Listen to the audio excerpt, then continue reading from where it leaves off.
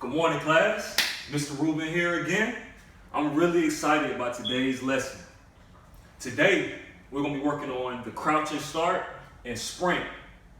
We're also going to do some assessments. We're going to follow a rubric, and we're going to see our levels of performance that you will be assessing.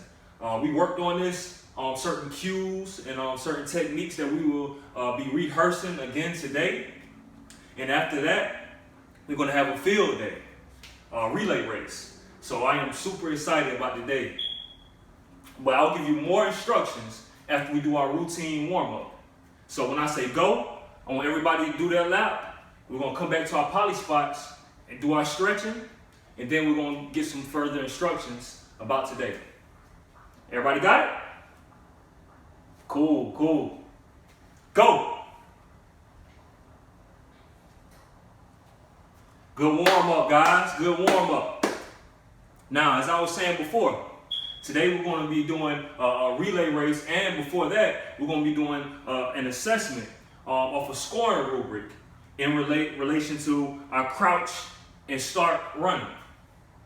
So, one thing that is important that a lot of people don't know, a lot of people think if they don't have a good run times or if they're not as fast as they want to be, it's simply because that's just as good as they can do. What people don't know is that form is very important and it's very critical in being a good runner and maximizing your time and your potential. So one thing we're going to emphasize is correct form. So, who here has ever watched the Olympics? Johnny? Okay. Sally? Whoever has heard of Usain Bolt? Anybody here? Yeah, he's very fast. Very fast. Now, if you watch him run, you will see specific techniques. So, before I get into that, I'm going to give you our objectives for today. I want us to show great form in our run. I want us to show great form in our runs. I want us to understand cues for the skills. I want you to be able to understand these cues. I'm not just going to give you one word and it's just going to confuse you. But I want you to understand how these cues relate to the skill that we're going to perform. And I want everybody to know the importance of following and complying with the rules. Everybody got it? Excellent.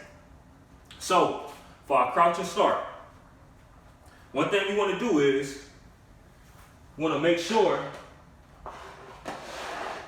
that at the start line, when we put our hands down, it cannot be on the line. It has to be behind the line. Everybody got that? Behind the line, not on the line. We first want to set up. We want our shoulders to be squared. We want our heel to be pressed forward. You don't want to be flat-footed because you can't get that good spring off when you first start to run. If you're flat-footed, you're going to go slower. So you want to have your heel pressed forward. You want to have your hips higher than your shoulders. You want your hips higher than your shoulders because if they're parallel, you're not going to get a good running start. So you want your back foot about a foot behind your front foot. You want your dominant foot backwards, usually. So if you're right-handed, you want your right foot behind your left foot. And same thing with your left foot. If you're left-handed, you want your left foot being the foot behind it. And when you explode out, when you say go, I want you to go and spring forward. Don't spring up, spring forward. Springing up instead of forward, you're not going towards the finish line. You want to go straight towards the finish line directly. So, what are some cues to remember? One very important cue. Ear to hip. When you say go, I want you to go run like this. I want your hands to go from ear to hip. If you don't want to go side to side because your momentum is not going forward. You want to go ear to hip. So that's an important cue to remember. Ear to hip. Another cue you want to remember is not having wasted movement. Remember, we go out, not jump up. We want to spring forward. all that wasted movement can decrease your time and your run. And that's the one thing we don't want to do.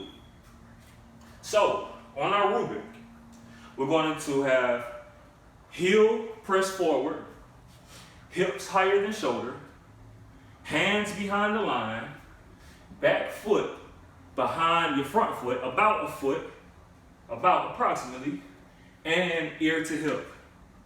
We're going to have 2 attempts.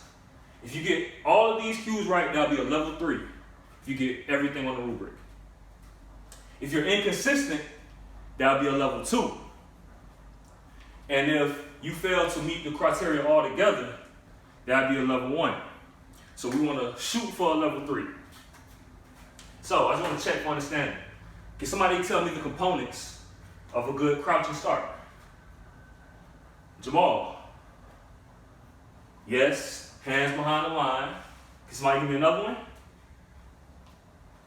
On your heels, not flat-footed. I'm glad everybody was listening. So, now we're going to work on the relay race, which is the second task we're going to do. One thing we're going to do is we're going to work with the baton. Having the baton in the relay race is the most important thing because you cannot finish or start without it. If you drop it, you have to pick it up, and everybody's going to pass you up. So you want to hold the baton at the bottom because when you hand it off, your teammate can grab it from the top. If your hand is at the top, that's going to be hard to hand off. So having good form is very important. We're going to do a 50-yard dash in this relay. So I want one person to, actually 2. We're going to have 5. We're going to have 5 groups of 4 people. We're going to have 2 at one line and another 2 at the other line. So 2 of your teammates are going to be at the start line and the other 2 are going to be at the finish line. And we're going to come in, we're going to have a competitive race. We're looking for the first place winner. So when you run, you will hand the baton off to your teammate. He's going to run, and so forth and so on until the last person crosses the line with the baton. So the first person to run, the first runner, will start in the crouching position that we had last time. Does everybody understand? Okay, I want to see if everybody was listening. What is the best way to hold the baton? Mary. Yes, you hold it at the bottom so it'll be easy to hand off. I'm glad everybody was listening. Good job. Now I want everybody to do well on both the assessment and this relay race. I want everybody to have fun. Everybody ready? Let's go. Great job, great job. I'm glad everybody did well. I'm glad everybody had fun. On my signal, we're going to head back to the gymnasium and get ready for our next class. Everybody ready? Let's go.